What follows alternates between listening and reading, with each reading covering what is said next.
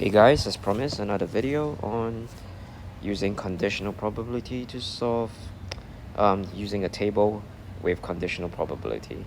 So let's just quickly browse through the questions. It says that there are 50 students in the lower 6. Each student studies one language, which is French or Spanish. This student could be vegetarian or not vegetarian. So to summarize the information, we have 11 who studies French and is vegetarian. We have 12 who study Spanish and is vegetarian, 7 who is French and not vegetarian, 20 who is Spanish and not vegetarian. So let's look at question A. It says, what is the probability that a student is given a vegetarian given that they study French? This is the condition.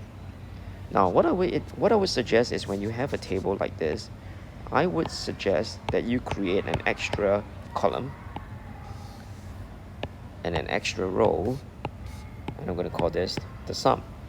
So if I add up these two numbers, we have 18 students who study French, 32 who study Spanish, and if we add up the two numbers in a row, that gives me 23 students who are vegetarian, 27 who are vegetarian, and this number should give me the total number of students, and that should give me 50. And you should realize that if you look at this from a column perspective or from a row perspective, it still gives me the same number. This is actually what we call a two-way table, okay? Which means you can look at it from a row and from a column in a table.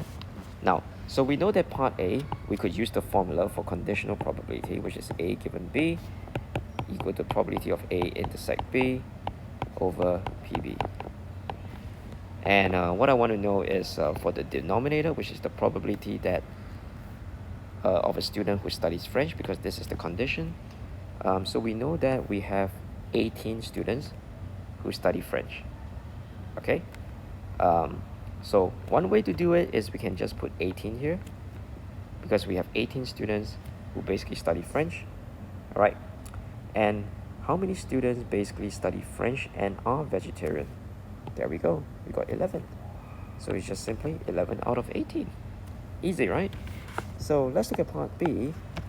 What is the probability that a student studies French given that they are vegetarian?